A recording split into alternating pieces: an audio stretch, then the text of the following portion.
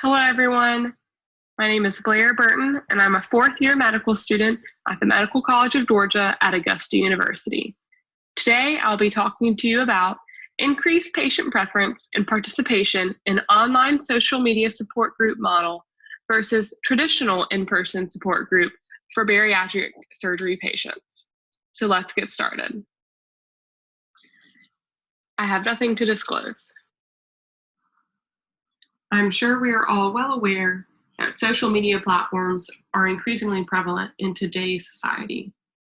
The Pew Research Center found that 9 out of 10 Americans access the internet, and 84% of internet users have belonged to an online support group at one point in time. With that foundation, we can see how easy it is for both patients and providers to access an online support group model. Online support groups already exist for parents of children with cancer, people living with HIV and AIDS, and to assist patients in smoking cessation. However, this model has not been used in the bariatric surgery population. Therefore, we wanted to assess the feasibility, preference, and motivations for using online support groups, in addition to looking at how the frequency of online support group utilization impacts post-operative outcomes.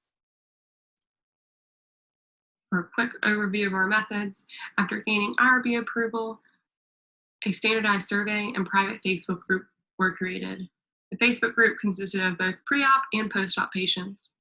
Surveys were distributed at each clinic visit over a 3-month period, and then were de-identified and analyzed. The top Facebook support group users were identified via their user statistics available on Facebook, and then their outcomes were tracked via chart review. Table 1 gives us some statistics on the frequency of use of the online support group. You'll note that highlighted in yellow is the frequency of use between pre-surgery and post-surgery. 37.1% of patients did not use the online support group at all pre-surgery. However, this number drastically changed to 39.5% of patients using the support group on a weekly basis. This is significant as this would likely exceed the availability of an in-person support group in clinic due to logistical challenges.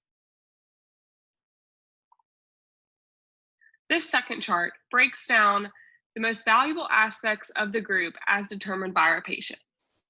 The top 5 responses are highlighted in yellow, with them being to meet people that share the same experience at 79%, to see members post about the same difficulties at 79% again, as an information resource, to obtain advice, and to feel connected. This further emphasizes both the social and psychological aspects that motivate people to use online support groups. After collecting the surveys, we identified the top users of the online support group via Facebook's user statistics. Then we looked at the outcomes of those patients post-operatively.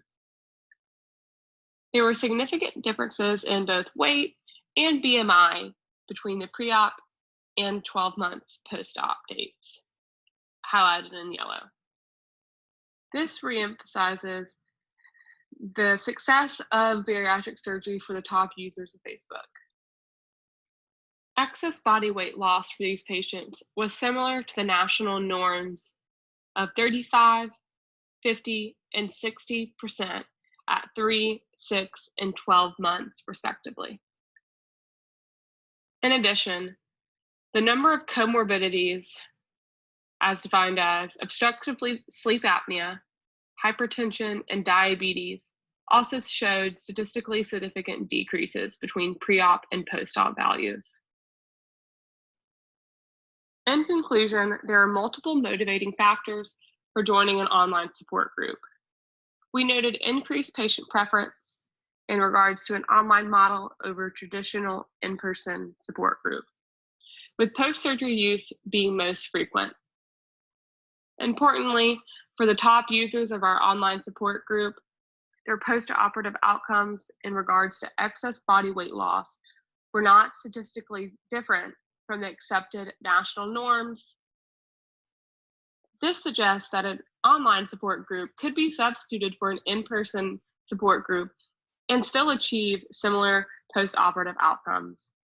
This can be especially helpful in areas where access to a support group is unavailable due to a variety of factors, such as distance, travel costs, logistics, or in the midst of a pandemic. Odom et al. Studied the behavioral factors associated with weight regain after bariatric surgery in a population of over 1,000 bariatric patients. As a part of the study, their patients attended follow-up visits with a multidisciplinary team consisting of physicians, dietitians, exercise physiologists, and were encouraged to attend bi-monthly support group meetings. They found that the patients who had less significant weight regain attended more follow-up visits with their multidisciplinary team. This follow-up can be accomplished on a virtual platform with an online support group consisting of the same healthcare professionals. The implementation of an online support group had a positive impact on our in-person support group attendance. The online support group structure can be adopted in a variety of clinical settings and overcome the barriers to a physical support group model. Additionally, our online support group may provide additional benefits that we were not able to capture in our study and deserves further investigation in order to maximize our patients' benefits from treatment. Further direction should be directed at long-term post-operative outcomes of online support group users. We would like to thank the clinic staff at Augusta University's Digestive Health Center and Ms. Jennifer Waller for her statistical contributions to the results of our study. If there are any questions or comments, please feel free to contact H Daigle at the email address provided below. Thank you, everyone, for attending the virtual SAGES meeting this year, and we hope to see you all in person next year.